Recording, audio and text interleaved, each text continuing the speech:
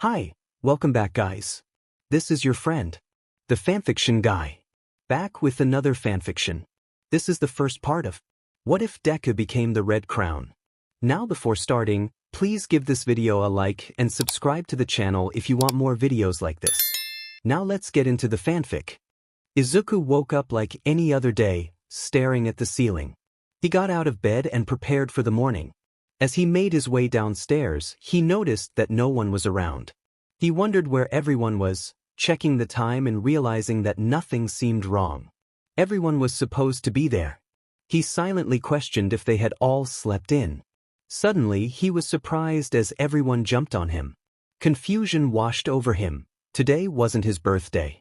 But looking at their faces, he saw anger directed at him. How could they be angry? He had always done his best for them. Someone called him a traitor, and he froze in shock. The chaos that followed was overwhelming. Kirishima crushed him in a bear hug, exclaiming how disappointed he was. Shiro held him in place, insisting he wouldn't get away with this. Yaoyorozu struck at his legs, causing him to fall, and Kaken unleashed a powerful blast right at him, calling him a nerd. Just then, Aizawa stepped into the dorm rooms. Izuku called out for help, feeling utterly lost. But Aizawa's response stunned him. He praised the class for their actions. Aizawa was walking to the dorms, curious to see if the class had followed the plan he had laid out the night before. He had noticed Todoroki and Uraraka returning late from shopping, assuming they would oversleep. Upon entering, he found Midoriya on the ground, unable to move. He felt a mix of disappointment and resolve. Midoriya had stolen sensitive documents and needed to be controlled. Aizawa instructed him to get up, but Midoriya was frantic, questioning why he was being attacked by his classmates and why Aizawa had praised them. Aizawa told him to calm down and put cork-restraining cuffs on him. Izuku felt lost, realizing that his teacher had just treated him like a villain. Was he truly a villain? All Might approached him, confirming that he was being arrested for stealing documents from UA High. Izuku was in disbelief, but All Might explained that he had been caught on camera entering the room and reading the files. All Might expressed his disappointment, urging Izuku to come outside and return what he had taken. As All Might walked outside, he signaled for Izuku to follow without making eye contact. As Izuku stepped toward the door, he heard shouts from behind him, accusations of betrayal and lies. In that moment he understood. These people weren't his friends, they were merely acting. True friends wouldn't abandon someone based on flimsy evidence. They were not real, they were fake. He let out a mental sigh, realizing that all his efforts had been in vain. The beach cleanup, the injuries he had endured, all for nothing. He paused outside the door, inadvertently voicing a thought he didn't want anyone to hear. He lamented that the dreams he had hoped for had proven to be out of reach. With that final thought, he stepped outside. Nizu observed as Izuku approached, flanked by All Might. It was a sad sight. He had once believed Izuku could be the next #1 pro hero. Nizu acknowledged All Might, who confirmed that the boy no longer had one for all. As they walked toward the gate, Izuku murmured that he felt as if he were in a dark cave, having lost his light.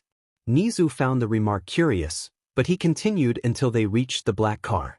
He instructed the driver to take Izuku to Tartarus. As Izuku stepped inside, Nizu noted the shock on his face. The window darkened, and the car drove away. Nizu resolved to revise the security system now that the situation had been dealt with. Hours later, as Izuku was transported to Tartarus by helicopter, he slowly opened his eyes to see a black wall. The sound of the helicopter filled the air, and he noticed 2 guards in front while the pilots conversed. The realization hit him he was being taken to Tartarus. A flood of scenarios overwhelmed him. He envisioned facing pain, torture, and the thought of seeing his mother behind glass was unbearable. He thought of Shoto and Achiko, their names echoing in his mind. The weight of the situation was too much to bear. In a moment of despair, he contemplated a drastic decision, feeling as if no one cared about him. He whispered to himself that he would die that night. One of the guards heard him and turned to look at him. Suddenly, Izuku unbuckled his seatbelt and knocked out the other guard. The remaining guard struggled with his own seatbelt as Izuku opened the side door of the helicopter. He heard the guard shout for him to stop. He turned to her, expressing concern about the fall being deadly, especially with the cuffs. However, her warning fell on deaf ears as he simply smiled and jumped out. She unbuckled her seatbelt and looked outside, spotting a small figure followed by a massive splash. Panic surged through her as she yelled for the pilots to descend. They turned to her, confusion etched on their faces. She insisted that they needed to go down and retrieve him. One of the pilots dismissed her, stating that he was likely dead. Determined, she countered that they needed to confirm it. The pilots began lowering the helicopter. As she settled back down, she woke her colleague to inform him of the situation. She reflected on what she had seen. The kid wasn't a swimmer, and with his back turned to the water before impact, she feared the worst. The cuffs would prevent him from using his abilities, and she concluded that he was probably dead. As they approached the water, she and her coworker scanned for any signs of him, but there was nothing. After 10 minutes of searching in vain, her colleague resigned to the situation, suggesting it would be another report. She agreed, noting that it wouldn't be public as it would damage their reputation. With a heavy heart, she took one last look at the ocean before closing the door. Later, Todoroki woke up later than usual, feeling the effects of a late-night shopping spree. He went through his morning routine and headed downstairs. In the living area, he saw Achiko yawning as she came down, clearly also affected by the previous night's activities. As he looked around, he noticed someone was missing and casually asked his classmates, who seemed puzzled. Tenya realized that Todoroki had woken up late, just as Aizawa had mentioned. Now it was time to show him the footage, and with Achiko present, things would move faster. He informed them that Izuku was in jail, shocking both Todoroki and Achiko. Tenya explained that Izuku had been taken into custody for stealing documents from the records section the previous night. He then turned on the TV and played the security footage. As the recording played, they saw Izuku approaching the door with a hairpin and white gloves. He fiddled with the lock, entered, and quickly skimmed through documents before leaving. After the playback ended, both Todoroki and Achiko were left speechless. Tenya acknowledged their shock, noting that he felt the same way. Todoroki shook his head, insisting that something didn't make sense. He recalled that Izuku had told him he was training his landings outside. Yayorozu pointed out that it was an obvious cover story.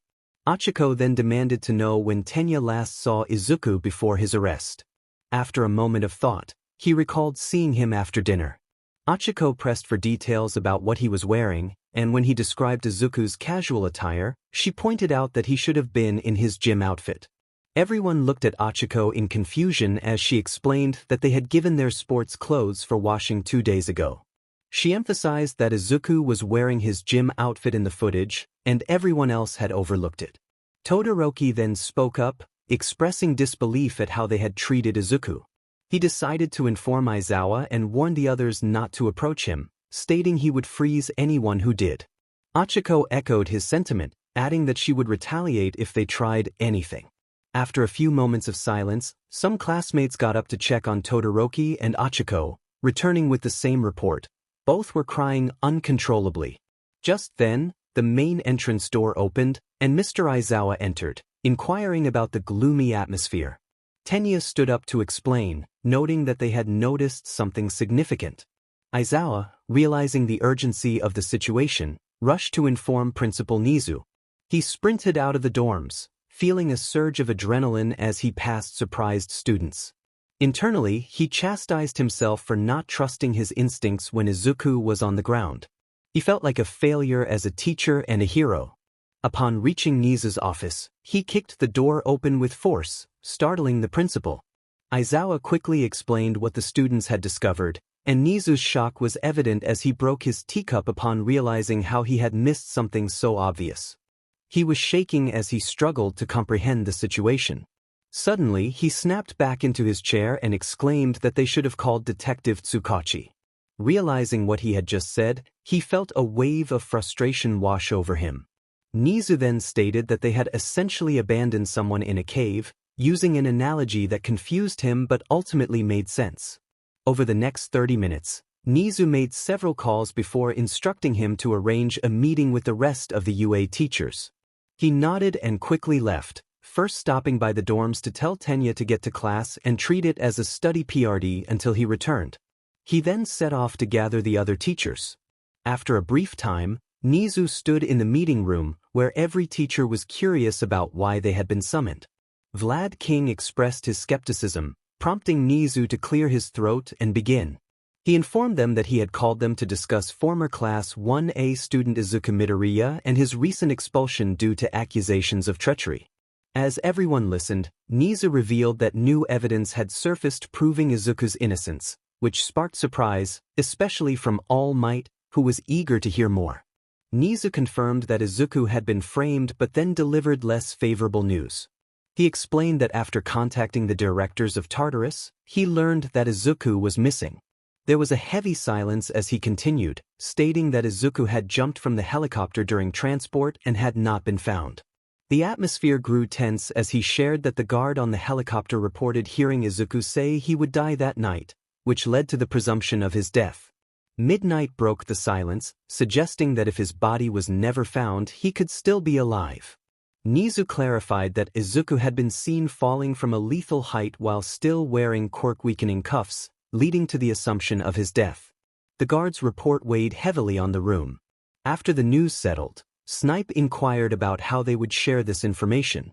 Nizu assured them that it would remain confidential for now, as no one knew if Izuku was alive or not. He expressed his reluctance to let go of one of their star pupils. Aizawa stood up, acknowledging the situation, and Nizu dismissed the teachers, reminding them to be cautious with Class 1A, as they were close to Izuku and would be grieving. He instructed them to inform the others that an investigation was underway. As the teachers left, Nizu sighed, hoping for Izuku's return. In the classroom, Aizawa faced his students, who were all eager to know what had happened. He informed them that an investigation was being conducted and promised to share the results as soon as possible. Concern was evident on their faces, except for Todoroki and Achiko, who appeared more troubled. Meanwhile, Izuku was grappling with his situation. He clung to a branch of a nearby tree, reflecting on his near-death experience. He had jumped from the helicopter, feeling a sense of freedom mixed with fear. As he contemplated his fate, he resolved that he could not die there. He still had a duty to protect the defenseless. If society would not accept him as a hero, he would take on the role of a vigilante. In a moment of clarity, he realized he could use the cuffs to break his fall. He screamed as he hit the water, and after the impact, he found himself relieved to be alive. He examined his hands, noting that the shackles had been destroyed. Exhausted and hungry, he stumbled upon a berry bush and devoured the fruit before climbing a tree to rest. After a nap, he woke up with a plan. He needed to find civilization and a change of clothes, as he was still in his inmate attire. After walking for about an hour, he discovered an abandoned cabin hidden among the trees.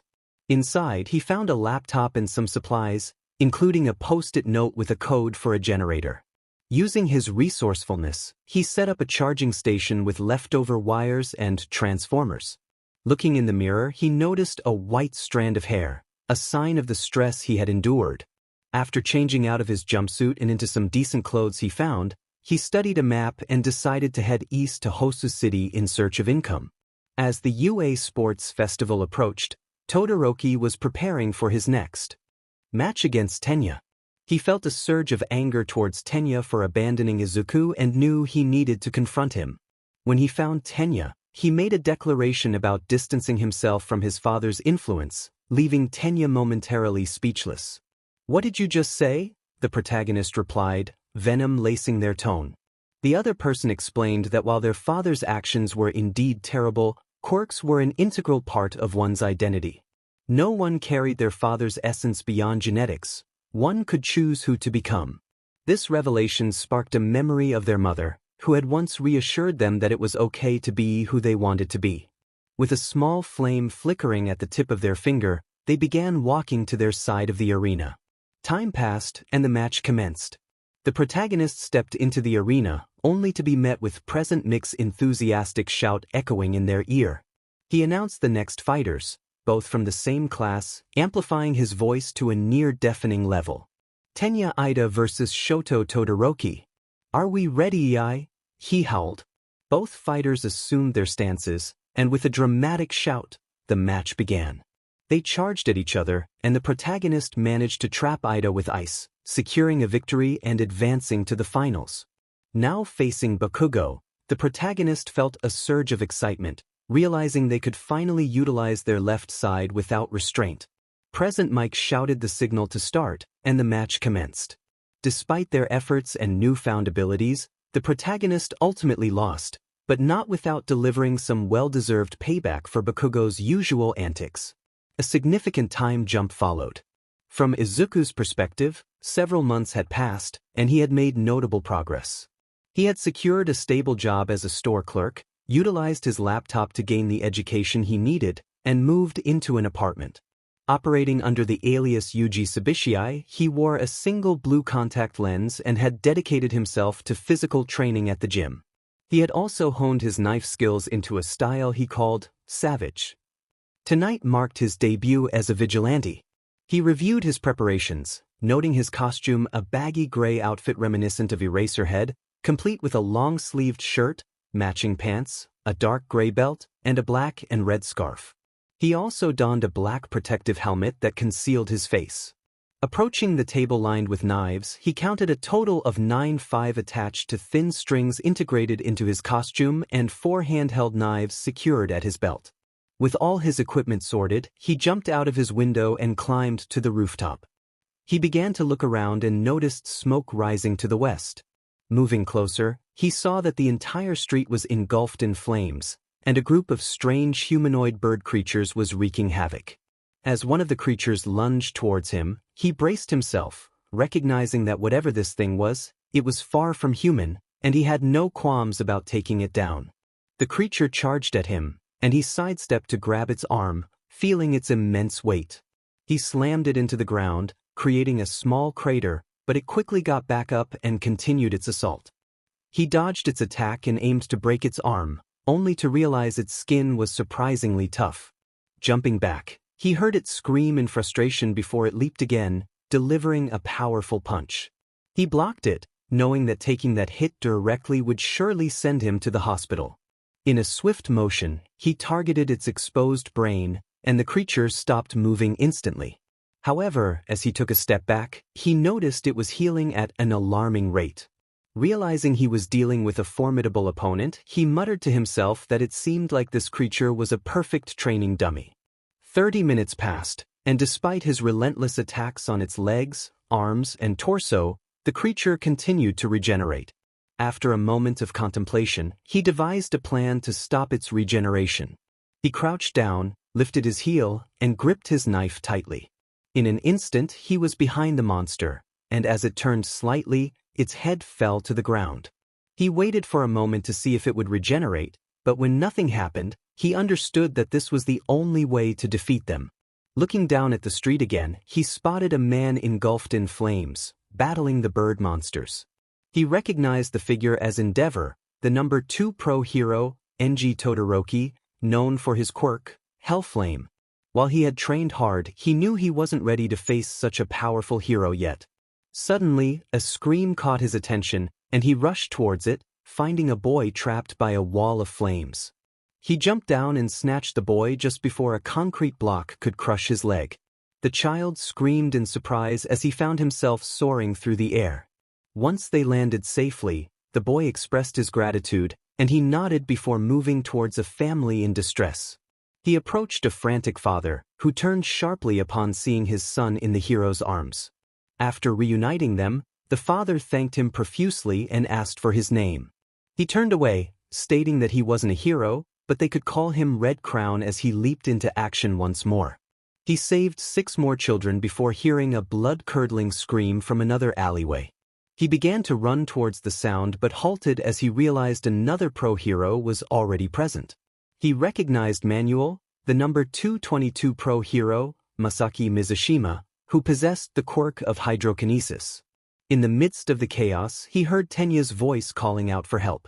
Concerned, he thought about Tenya's older brother, who had been paralyzed by Stain. If Tenya was seeking revenge, he knew he had to intervene. Meanwhile, Tenya found himself pinned to the ground by Stain, who had stabbed him in the shoulder. Stain taunted him, declaring that both Tenya and his brother were weak and unworthy of the title of hero. In a moment of desperation, Tenya shouted that he would kill Stain, not fully aware of the implications of his words. Stain continued to mock him, pointing out that a true hero should focus on saving others, not be blinded by revenge. As he prepared to deliver a fatal blow, Tenya closed his eyes, whispering an apology to Midoriya.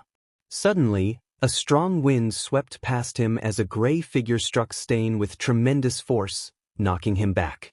The figure whispered the name of the vigilante, Stain the hero killer, and Tenya felt a chill run down his spine. The vigilante introduced himself in a dark voice, stating that he was not yet popular enough. Stain, confused, demanded to know who he was. The vigilante responded that he was a vigilante, albeit one with less bloodshed, and introduced himself as Red Crown.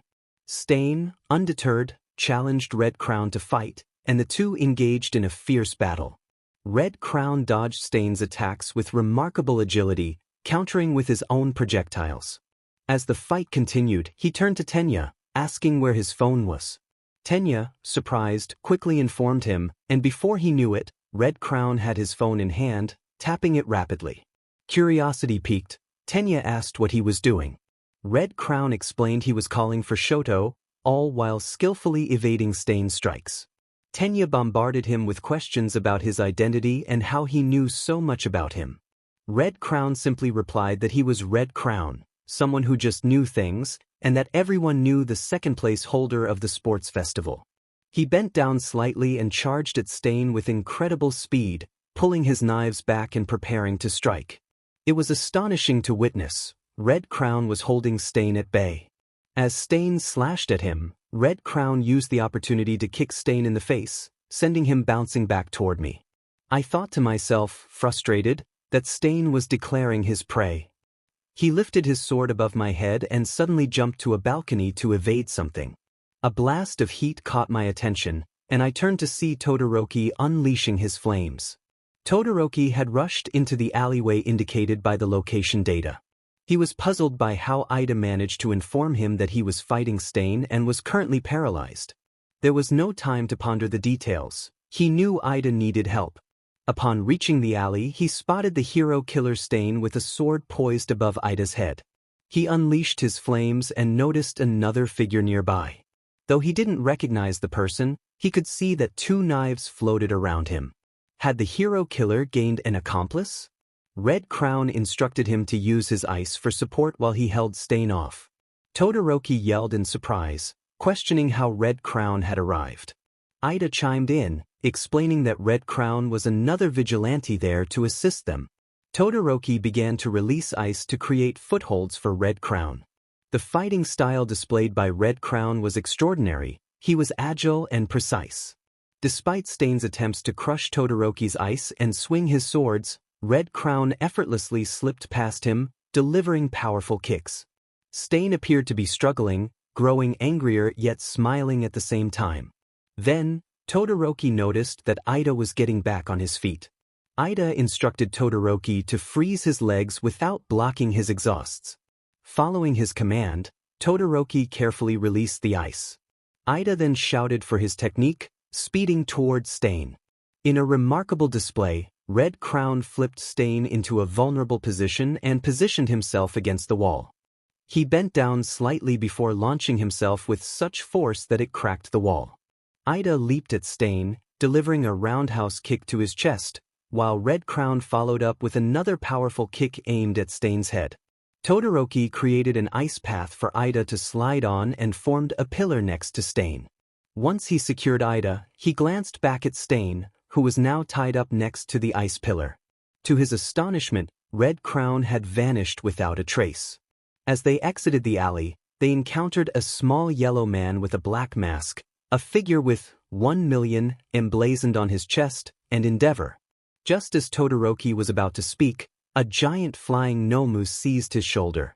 Panic surged through him as he realized he had overused his ice and was unable to escape. In that moment, Stain approached and dispatched the Nomu. Todoroki attempted to rise, but Stain held him down and began to speak. Stain declared his ideology, exuding an aura of bloodlust.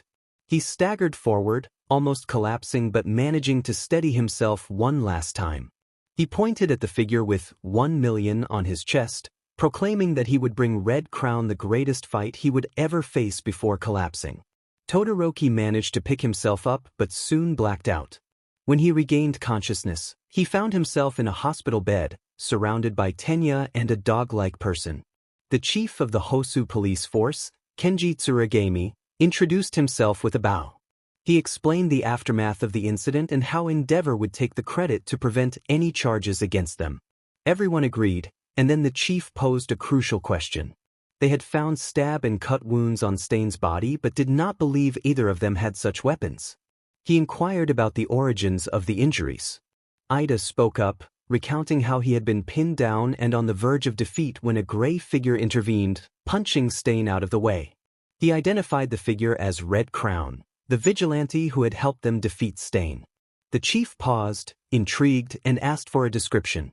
Ida described Red Crown's appearance: a gray long-sleeve shirt, matching pants, a dark gray belt, and a black and red scarf. He mentioned the floating knives and noted that Red Crown's speed was extraordinary, even surpassing his own. The chief noted that 5 Nomu had been found decapitated across rooftops and alleyways, suggesting Red Crown's involvement. He thanked them for their input, stating he would classify the information and wished them a swift recovery before leaving the room. A week passed, and Todoroki reflected on the events. He sighed in relief, acknowledging the close calls he had faced. He lamented that people now believed he was Stain's successor, but he shrugged it off, thinking a bit of popularity wouldn't hurt. As he turned on the TV, a news report caught his attention. The report claimed that Red Crown might be Stain's successor, as Stain had mentioned him in his final moments. Many people testified to being rescued by Red Crown, including the parents of children he had saved. Frustrated by the attention, Todoroki turned off the TV. As he resumed his nightly patrol, he noticed a gray figure approaching him rapidly. I jumped back, startled by a black figure rushing toward me. I drew a knife as I recognized who stood before me. The pro-hero known as Eraserhead, whose real name was Shota Aizawa, possessed the quirk of erasure. He acknowledged the rumors about my knowledge, but I quickly stated that I had no desire to fight him. He responded loudly, questioning why I wouldn't stop against a vigilante who had taken down over 30 heroes. I clarified that I was not a villain. I had never killed anyone and only targeted heroes unworthy of their title. From Aizawa's perspective, confusion washed over him. He wondered how I had seen his capture weapon in complete darkness. Even if he used his quirk, I seemed just as fast as the report suggested. He ruled out the possibility of an agility quirk, considering instead that it might be telekinesis. I reiterated that I was not a villain and had never killed anyone, only targeting heroes who were unfit. This made Aizawa reflect on the cases connected to me. There had never been a murder associated with Red Crown. Petty criminals were apprehended, RPSTS and murderers were dealt with, and heroes were confronted, but I had never taken a life. He asked what made someone fit to be a hero. I pointed out the financial history of Aqua Thunder, revealing his connections to questionable sources, and mentioned Castletown, who never engaged with villains despite claiming to be a hero. I explained that these were the types of heroes I investigated and confronted, which also allowed me to learn a great deal. Ignoring my words, Aizawa launched his strongest attack, attempting to ensnare me completely. I murmured to myself that I had him, but to my disbelief, as his capture scarf approached, it was sliced into pieces. Power Loader had claimed no knife could cut through it easily, yet I had done so effortlessly. Aizawa expressed disbelief, and I told him to dream a little longer, hinting at how this would end. As he pulled back his scarf, which was now in tatters, he realized I had vanished, leaving only the remnants of my black and red scarf drifting down. He pondered how I had achieved that, convinced he had erased my quirk. This realization troubled him. Class 1A decided to visit the mall after their final exams to gather supplies for the training camp. Achiko was approached by Tsu, who asked her to wait at the center while she used the bathroom. Achiko agreed and began walking toward the center, reflecting on the difficult exam with 13 and feeling frustrated by Yuga's comments. As she walked, she noticed a bushy green-haired figure ahead, reminiscent of someone she knew. She quickened her pace, unintentionally passing the mall center. Getting closer, she hesitantly called out, "Izuku?" The man turned around, denying any connection to Izuku. As she examined him more closely, she noticed he wore a green hoodie and a surgical mask.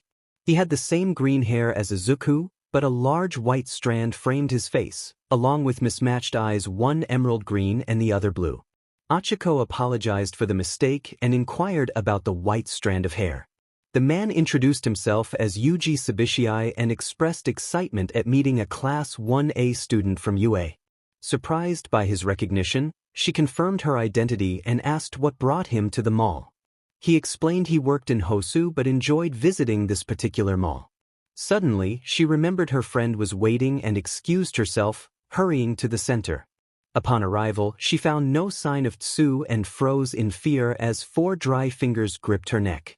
A chilling voice threatened her, warning that any noise would result in disaster. She was led away by Shigaraki, the leader of the League of Villains, into a secluded alley. She was determined to protect the mall and thought of Yuji as she walked alongside him. He posed a perplexing question about his lack of popularity, explaining that he, like Stain, eliminated what he deemed unworthy. Refusing to engage, Achiko took a fighting stance, but Shigaraki urged her to calm down. He offered information about Midoriya, which made her hesitate. When she finally spoke, she suggested that Stain's unwavering convictions were what set him apart from Shigaraki. He smiled eerily, claiming to understand now and promised to share something important.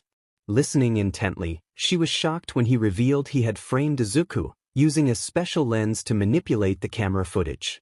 Anger surged within her, and she felt ready to confront him, but he effortlessly reduced a pipe to ashes, reminding her of the danger he posed.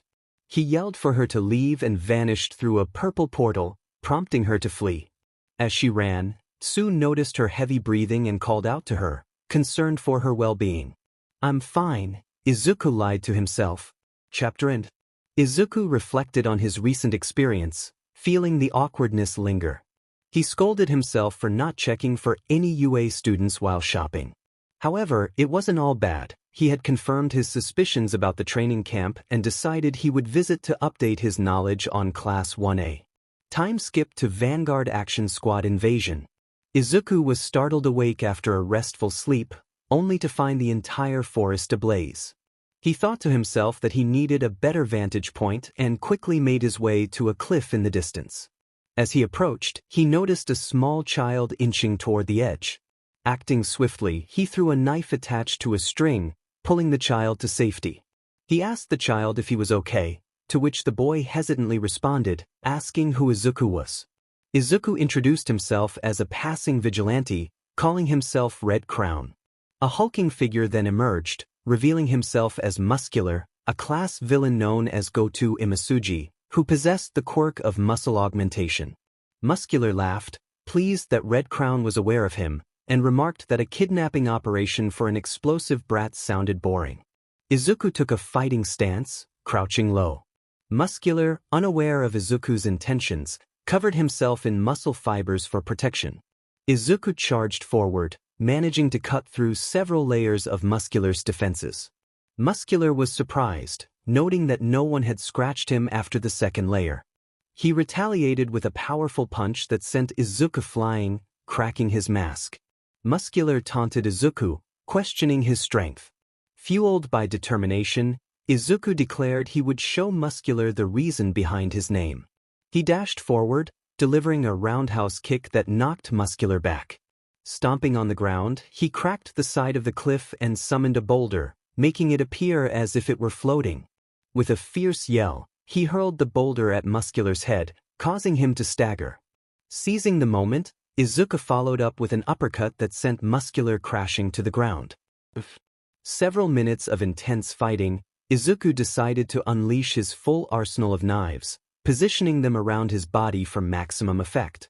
Muscular, momentarily distracted, was caught off guard when Izuku delivered a powerful punch to his jaw, knocking him down. Izuku smirked, feeling victorious, but turned his attention to the child, who was clearly worried about his well-being. the child urged him to rest, but Izuku insisted he had to keep moving and picked the boy up, sprinting through the forest toward a teacher he knew would come. Aizawa was bewildered by the chaos unfolding around him. He had already dealt with a clone of a pyromaniac, and now he was witnessing rocks floating in the air. He needed to find Koda, suspecting he might be at the cliff where he often went. As he swung through the trees, he spotted a figure approaching. It was Red Crown, looking battered and bloodied, with Koda in his arms. Aizawa was taken aback, questioning whether Red Crown had joined the League of Villains. Red Crown dismissed him, urging Aizawa to take Koda back to camp, explaining that they were after Bakugo. Koda confirmed Red Crown's words, insisting that the villain had mentioned someone explosive. Red Crown handed Koda over to Aizawa, who felt the child tighten his grip. Aizawa asked what Red Crown planned to do next. Red Crown stated he needed to recover, then unexpectedly picked Aizawa up and launched him through the air, aiming him toward a massive sword that had been left behind. Aizawa impacted it with force, shattering it. Aizawa's unexpected maneuver drew attention, and Mandalay questioned how he had done it. Aizawa instructed her to tell the students they could use their quirks to defend themselves, emphasizing that the villains were after Bakugo. Chapter End. Izuku woke up from a refreshing nap, ready to patrol the area the following day. He mused about what Aizawa might have said during their encounter. After a brief moment, he leaped into action, surveying his surroundings. Soon, a purple cloud appeared before him, prompting him to jump back and prepare for a fight. A smoke-covered figure emerged, introducing himself as Kurogyri, a class villain with the quirk of Warp Gate. He invited Red Crown to meet his master. Despite his instincts warning him against it, Izuku recognized this as a rare opportunity to gather intelligence on the League of Villains and decided to follow Kurogyri inside. Upon entering, he was surprised to find a bar filled with villains. Scanning the room, he spotted Katsuki Bakugo, who was captured. Bakugo shouted at him, but Izuku swiftly silenced him by throwing a knife near his neck, warning him to be quiet. He then started shaking, which was quite amusing to witness. A man with a hand covering his face warned not to harm their target. The man was identified as Tamura Shigaraki, also known as Tenko Shimura, with the quirk of decay. He yelled in surprise, demanding to know how I had that information. I replied that I knew many things and pressed him for answers. Suddenly, the doorbell rang, announcing the arrival of Pizzala. There was a moment of silence, and I felt a sense of unease as the wall was suddenly smashed down by All Might. "What the spinner!" exclaimed, startled. A pro hero shouted out a binding technique, and I found myself trapped in a wooden prison. Frustrated, I cursed Shigaraki for this predicament, insisting that it was the reason I wouldn't work with him. Gran Torino approached, seemingly ready to knock me out, but I refused to go down without a fight. Summoning all my strength, I managed to free myself from the restraints. Gran Torino was taken aback as I countered his kick with a stronger one, redirecting him elsewhere. All Might introduced himself, and I acknowledged him, stating that I had no business with the two titans clashing. When he asked what I meant by two titans, I hinted that he would find out soon enough and attempted to leave. All Might insisted that I couldn't escape, as Endeavor was right outside. I thanked him for the warning, dodged his punch, and leaped out the window. Endeavor spotted me and shouted that I was a villain. I clarified that I preferred the term vigilante, using his back as a foothold to reach a nearby building. He demanded I return, but I had already vanished from sight. At that moment, I was anticipating All for One's appearance, knowing that rescuing civilians would be a priority. As the battle between All for One and One for All raged on, I focused on rescuing my 116th civilian when I noticed Bakugo flying through the air. I looked up to see him being caught by Kirishima and Ida, silently appreciating their teamwork. With All Might now retired, I expected crime rates to rise. However, his final message to his successor would serve as a warning to villains, suggesting that things might not change drastically. In a major flash forward, Mirio found himself at a significant meeting. The presence of prominent figures like Ryukyu, Fat Gum, Gran Torino, Rocklock, Kesajiri Man, Mr. Brave, and Eraserhead was impressive. After the meeting proceeded as planned, Sir Night Eye surprised everyone by announcing he had contacted a vigilante. The room erupted in disbelief, and he explained that this vigilante was known for his extensive knowledge and effective battle skills but was wary of heroes. He had only agreed to collaborate due to a lack of strength in numbers, and his name was Red Crown. Shock filled the room as they processed that the infamous Red Crown would be working with them. Eraserhead expressed skepticism, but a voice from the shadows confirmed the truth. Everyone turned to see Red Crown, clad in a classic gray outfit with a red and black scarf, standing before them. A heavy silence enveloped the room as Red Crown remarked on their lack of awareness regarding his presence. Rock Lock challenged his identity, but the atmosphere shifted when a knife appeared next to his head. Red Crown effortlessly retrieved his dagger, showcasing his remarkable skills. He made it clear that he had no interest in working with them, stating that once the operation concluded, he would be on the run again. Everyone nodded in understanding, and the meeting continued, with Red Crown occasionally contributing to the discussion. As they prepared for the Shai Hasaikai raid, Mirio resolved to save Eri. The hideout was designed to resemble an ordinary mansion, complete with a trampoline and a standard garden, but it was surrounded by police, with pro-heroes stationed just outside. Red Crown waited on the side of the building, ready to spring into action at the right moment. The police were about to breach the door when it was suddenly knocked down. A large man with a big mask appeared, confused by their presence. Red Crown leaped down, pulling one of the police officers to safety as Eraserhead assisted with the others. Izuku identified one of the members as Rikiya Katsukame, whose quirk allowed him to steal vitality. Rikiya, now alert, shouted in disbelief upon seeing Red Crown. Izuku instructed Ryukyu to hold him off while they charged in. She nodded and activated her dragon quirk to intercept Rikiya's punch. With Ryukyu's agency handling the situation, Izuku rallied the others to move forward. They encountered a small resistance of thugs, prompting Izuku to alert the police to raise their shields against Rikiya's quirk, which could turn grass needles into bullets. The police complied, and as a barrage of green stars flew their way, they defended themselves and began to engage the thugs. Izuku urged everyone to proceed, and they advanced toward the door. They paused in the hallway, wondering why they had stopped. Izuku explained that there was a hidden door nearby, and Night Eye confirmed it. After a series of presses on the wooden panels, the door opened, and 3 thugs burst out. Izuku quickly pinned one down, while the others were caught off guard, allowing Centipeder to easily subdue them. "Hold this one down for me," the protagonist instructed as their companion rushed over to take their position. They dashed down the stairs, adrenaline pumping. Suddenly, someone shouted about a dead end. The protagonist quickly reassured them, pointing out the unusual marks on the wall. These were not typical architectural signs, and they urged Mirio to look ahead. Mirio used his permeation ability to scout through the wall, while Red expressed concern about Mirio's clothing. Sun Eater dismissed the worry, and Mirio confirmed there was a hallway beyond, though the wall was thick. The protagonist realized that someone was trying to prevent them from moving forward, but Kirishima was determined to break through. The protagonist followed Kirishima's lead, throwing 3 knives to assist in breaking down the wall. Fat Gum observed the scene, noting the strength of their teamwork. They pressed on, unaware that someone had a trigger further ahead. From Fat Gum's perspective, he heard a strange noise from the wall, and someone shouted that it was moving. Panic spread as the hallway began to shift like water. A policeman identified the culprit as Director Irinaka, who had somehow gained control over the environment. They speculated that he must have taken Trigger to enhance his abilities. Lemillion declared that as long as they knew their goal, he could reach it.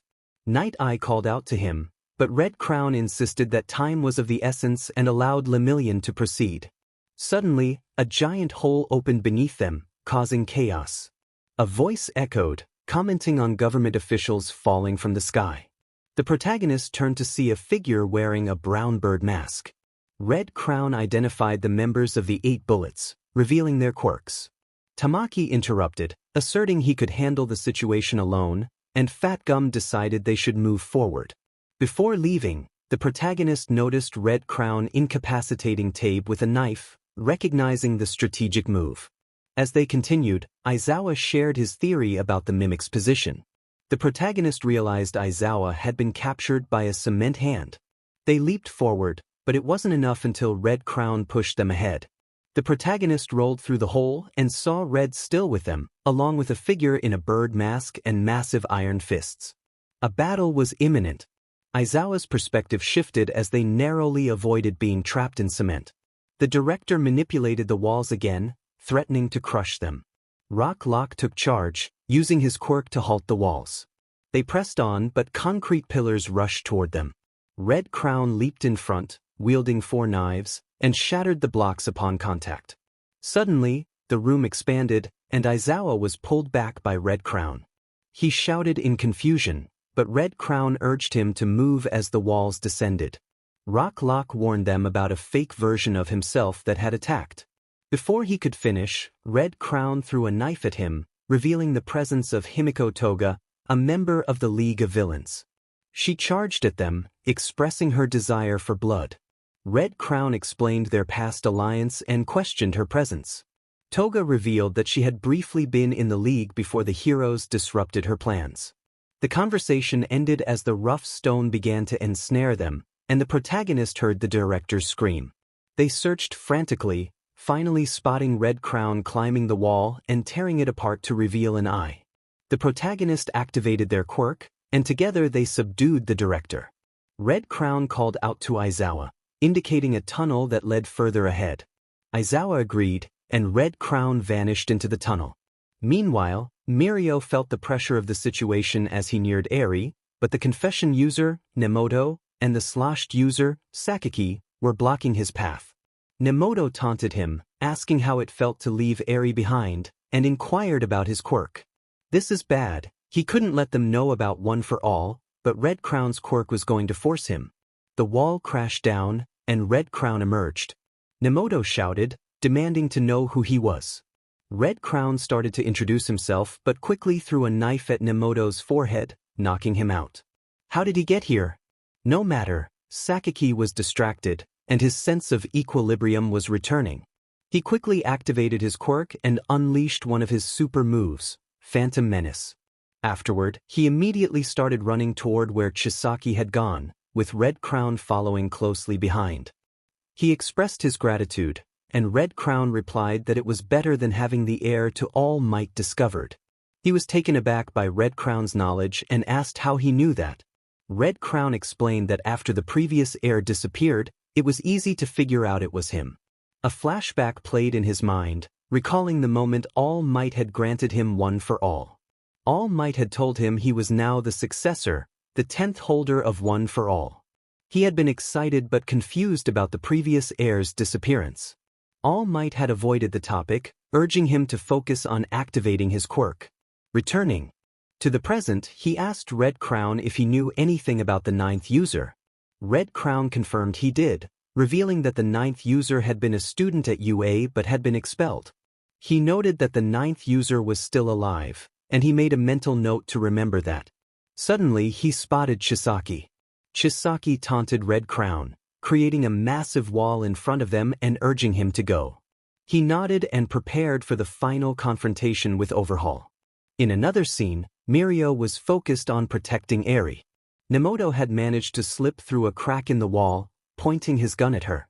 Mirio rushed to her side, whispering that he wouldn't let her be sad anymore as he hugged her tightly, bracing for impact. A clang echoed as metal struck metal, and he turned to see Red Crown. Red Crown chastised him for yelling, claiming it made him sound like a hero.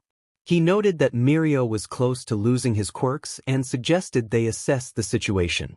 Overhaul shouted in anger as he built a wall for protection, and Red Crown panicked, realizing Overhaul was going to fuse with Nemoto.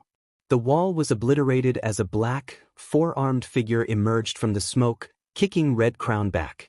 Overhaul shouted in disgust at the group, expressing his frustration at being forced to resort to such measures. Mirio noticed a white-hooded man on the ground and then saw Red Crown with a spike through his chest. He yelled out in alarm as the wall was broken down, revealing Mr. Aizawa. Aizawa assessed the chaotic scene, noting Togata with Eri in his arms, Overhaul's assistant knocked out, and Red Crown injured. He barely dodged a flying brick. Night Eye realized they needed to act quickly. He ordered Mirio to take Eri and Red Crown and escape. Mirio nodded and began to retreat, but Overhaul was determined not to let them get away. Mirio summoned yellow lightning and struck a spike into Overhaul's hand, prompting a furious response. Mirio felt a surge of determination as he engaged Overhaul, dodging and countering his attacks. He thought about Red Crown's allegiance and how he appreciated the cooperation despite the risks involved. He relied on his foresight to anticipate Overhaul's moves, but then he felt a sharp pain as a spike pierced his shoulder. Mirio turned to see Eri in distress, realizing Overhaul was using her as bait.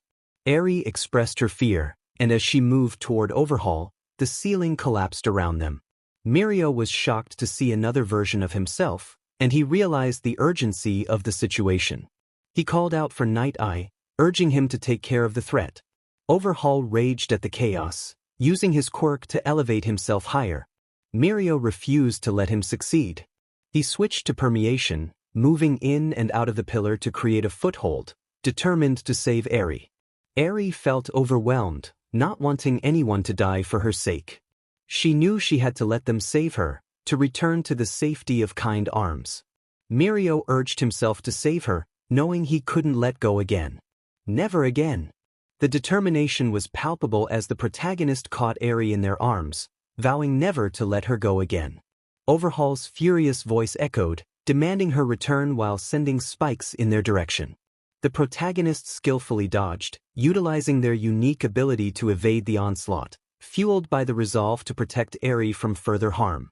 Izuku had blacked out for a few moments, disoriented by the shockwave that had erupted. As he regained his senses, he noticed a large hole in the ceiling and a dragon-like figure commanding them to ascend. Realizing the urgency, he quickly dashed towards Eri, picking up Aizawa along the way. He urged Ryukyu to launch them upwards, insisting that they needed to reach the surface immediately. With a nod, she complied, propelling them into the air. Using his knives for leverage, Izuku propelled himself out of the underground. Upon landing, he found Aizawa waking up, and without wasting time, he informed him about Mirio's battle with Overhaul for Eri's safety. Aizawa, still groggy, was taken aback by the chaos unfolding above them. Izuku explained Eri's incredible power to rewind time, which had been a theory of his until now. Aizawa prepared his capture weapon, ready to assist as instructed. Izuku then rushed to where Achiko and Tsu were. He called out to Achiko, instructing her to use her quirk on the trampoline and to drop it when he signaled. After she complied, he launched himself into the air, signaling her to release the trampoline. With a surge of speed, he soared towards Overhaul, determined to assist Mirio. As they descended, Izuku unleashed his knives, preparing for impact. Mirio, unaffected due to Eri's rewinding ability, landed effortlessly, but Izuku felt the jarring impact as he hit the ground. Despite the pain, he quickly realized that Eri's power had rewound everyone to a point before the chaos began. He rushed to Aizawa, urging him to use his quirk on the two charging threats. Aizawa complied, calming the situation, and Izuku quickly exited, wary of being caught off guard. Later that night, the atmosphere was surprisingly calm. Most of the group had emerged unscathed, thanks to Eri's rewinding ability. Mirio explained how she had reverted everyone to a time before the raid, but his expression was troubled. When Achiko inquired about his concern, he revealed that Night Eye had also been affected and had not been seen since. Achiko reassured him, having seen Night Eye unconscious but safe. As they conversed, Mirio brought up a sensitive topic regarding Izuku Midoriya, a classmate who had been unjustly expelled. Achiko's expression turned somber as she recounted the details of Izuku's situation, her eyes glistening with unshed tears. Mirio comforted her, expressing his belief that Izuku was still alive, though she found it hard to accept. Aizawa entered, curious about their conversation. He then shared that during his encounter with Red Crown, it had come to light that Izuku might still be alive. He proposed a plan to capture Red Crown to uncover Izuku's whereabouts. With determination, they all agreed to work together to find Red Crown and bring Izuku home. Meanwhile, Izuku reflected on the chaos he had witnessed, surprised to encounter familiar faces from Class 1A and the Big Three. As he prepared to move, he spotted Aizawa approaching with a fierce determination, ready to confront him once more. When did patience run out? The figure joked as he dashed away, glancing down a street that was eerily empty. It felt strange, and as he turned to look the other way, he realized it was a trap. Lemillion, Aizawa, Ryukyu, Nijire Hado, Ochiko, and Froppy stood ready, and he greeted them with a smirk. Tonight was the night they would confront him about Izuku. Nijire declared that it was time to unmask him, while Ochiko echoed her determination to find out where Izuku was. He responded with a taunt, noting the oddity of their obsession with someone who was no longer alive. He teased them about their curiosity regarding his identity, reaching for his mask but stopping short. Then, with a fierce shout, he threw 4 knives to the ground and charged forward, only to be intercepted by Ryukyu, who activated her quirk. The impact of her foot sent him crashing down. "Give up now, Red Crown," she said coldly. Anger surged within him, and with a powerful push, he broke free from her grasp. Ryukyu chased after him, but he had a plan. Pulling back on his knives, he propelled himself backward just as she lunged forward. He managed to get on her back, using his knives to execute a seismic toss that sent her crashing to the ground, forcing her to revert to her human form. As she coughed, she asked who he was, but before he could answer, a wave of energy surged toward him. He jumped back, declaring that they would only understand when they experienced pain, and charged forward once more. Mirio watched as Froppy took charge of Ryukyu.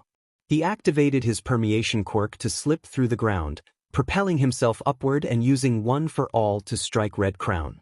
However, Red Crown countered with a powerful roundhouse kick that caught Mirio off guard.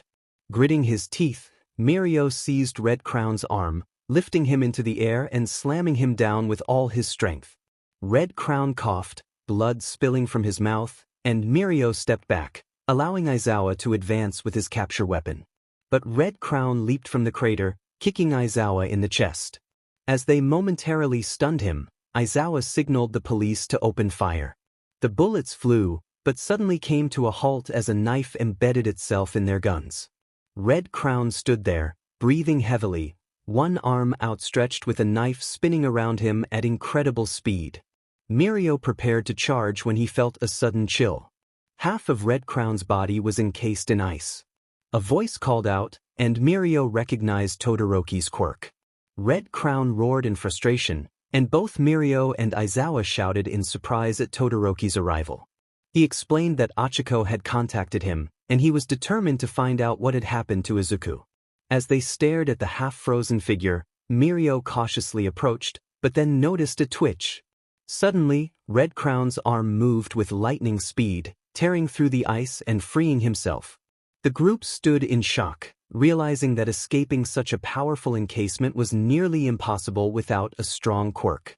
Red Crown's body trembled as he broke free, and they all resumed their fighting stances. He felt the fear growing around him, an eerie smile creeping onto his face as he stomped the ground, cracking the pavement. He declared that he had accepted his fate and would not run anymore, summoning knives from the sides of the buildings with a flick of his hand. As he sent a chunk of the road hurtling toward them, Mirio and Froppy quickly coordinated their efforts. Mirio instructed Froppy to grip him with her tongue as he floated, using his quirk to stop the debris in its tracks. Together, they executed a combined technique, successfully halting the onslaught. Red Crown looked stunned, giving Aizawa the opportunity to ensnare him. Mirio encouraged the girls, preparing for their next move. With Nijire condensing her surge behind a floating rock, Mirio charged up his energy and signaled for them to release their combined attack. The rock flew toward Red Crown, creating a massive shockwave that forced Aizawa to step back. As the dust settled, Aizawa noticed cracks forming on Red Crown's mask. He hesitated, knowing he couldn't risk losing his capture scarf again. Then, Red Crown stood up and ripped off his mask, revealing a shocking truth. "Midoriya?" Aizawa gasped. Red Crown, now revealed, shouted that this revelation should only fuel their anger. Aizawa struggled to comprehend the betrayal. He demanded to know why Midoriya had not returned, but Midoriya screamed back, questioning why he would return to a place where he felt betrayed. Knives swirled around him, and the tension in the air thickened as he expressed his fury, leaving everyone around him paralyzed with fear. They had taken everything away from him, and he felt the weight of that loss crushing him. He shouted in frustration, expressing his anguish about becoming quirkless once again. In that moment, Midoriya realized the truth and spoke up, revealing the shocking identity of the Red Crown. Everyone was in disbelief at what they had just learned. Uraraka reflected on the vigilante who had eluded capture, the man who had saved Kota and fought against Muscular, the kind man she had hoped to see smile again. It was hard to believe that he had been so close to them. Midoriya, confused, questioned her about wanting to see that man smile again, feeling the sting of betrayal. Uraraka bowed, her regret evident as she apologized for not being there when he needed support. Tears streamed down her face as she pleaded for him to return to them, to give them a second chance. Suddenly, a knife landed in front of her, causing her to jump back in alarm. He coldly advised her not to bow in the middle of a fight before pulling back his knife and laughing maniacally. He challenged them, declaring that if they wanted him back, they should prepare for a fierce battle, drawing out all his knives. Mirio, astonished, questioned how he could make the knives float without a quirk. Midoriya demonstrated, twisting two knives around each other, revealing the strings he controlled. He charged at them with incredible speed, leaving them in shock. As Mirio attempted to capture him with a weapon, Midoriya evaded and countered with a powerful kick, stunning him momentarily. The tension escalated as they exchanged blows, each trying to understand the other's motivations. Midoriya expressed his feelings of abandonment, revealing his pain and the reason behind his drastic actions. In the midst of the chaos, Ryukyu transformed into her dragon form, providing a moment of distraction. Midoriya, undeterred, pulled out more knives, challenging them to come at him. The battle intensified, with Mirio and the others coordinating their attacks. Todoroki created a combination of ice and fire, while Achiko lifted the shards into the air. Tsu used her unique abilities to launch the ice projectiles toward Midoriya, culminating in a powerful combined attack. As the ice shards approached, Midoriya braced himself, determined to face whatever came next. I gritted my teeth and pushed through the fire and flames, though it cost me my second knife. As I reached the ground, I noticed that everyone was exhausted. Todoroki was worn out from overusing his quirk, Achiko lacked stamina, Tsu was trying to free her tongue from the ice, Nijire appeared to be at her limit for the day, and the only one still standing was Mirio. I assessed my own condition and realized I had numerous fractured bones, broken ribs, and my muscles were severely strained, with blood trickling down my legs. How ironic it was that the two heirs to All Might were the last ones standing. Mirio suggested that he could return something if I came back, but I dismissed him, stating he would need more than the remnants of my shattered will to convince me. I challenged him to come at me, eager to see which was stronger, the quirkless or the power of an atomic bomb. I positioned myself, channeling all my energy into my legs, directing my knife toward his chest as he became enveloped in a crackling lightning bolt. With a fierce determination, I charged forward, shattering the street beneath me. I prepared my hand and shouted my attack, "Homicidal Knife." In response, I felt a powerful punch collide with my head, and everything began to fade to black. "This is it, Midoriya," I thought as I fought to keep my eyes open. Mirio's shocked expression registered as I opened my eyes, even while covered in my own blood. With a roar, I lunged forward and struck him in the chest. I had won. Izuku reflected on his situation, realizing how foolish he had been.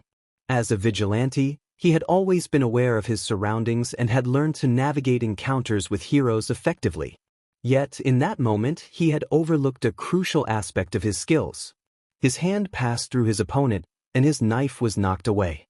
He fell to the ground, ensnared by Eraserhead's capture weapon. Mirio addressed him, acknowledging their victory. Izuku conceded defeat, admitting he had forgotten about permeation. He felt his body growing unresponsive, his spine the only part still functioning. He resigned himself to being taken back to UA, expressing a desire for Achiko to have her chance at him when she wanted. He also mentioned to Aizawa that he owed him a kick in the jaw. Turning to Mirio, he declared that he would continue his patrols, undeterred by their efforts to stop him. Mirio sighed in response, and Izuku humorously noted that he would soon be losing consciousness from blood loss as everything faded to black. Later, he reflected on the irony of crawling out of death only to be drawn back into darkness. In the epilogue, after being brought back to UA, Izuku spent several months in the hospital. Once discharged, Aizawa promptly reminded him of his earlier comment about a kick to the jaw, sending him back for another week of recovery. Upon his second discharge, he was warmly welcomed by his classmates. Although his personality had changed, he smiled when Eri greeted him again. He chose not to accept one for all back, feeling too attached to his quirkless state, making him the first quirkless student in Class 1A. Despite Aizawa's attempts to keep him confined, Izuku continued his nighttime patrols, slipping away undetected. The media, as expected, lost interest in his story after a few weeks. Izuku found joy in ensuring heroes adhered to regulations, earning him recognition as a top detective. Tenya struggled with the realization that Izuku had become faster than him. Although it bruised his pride, he accepted that he needed to adapt rather than dwell on the past.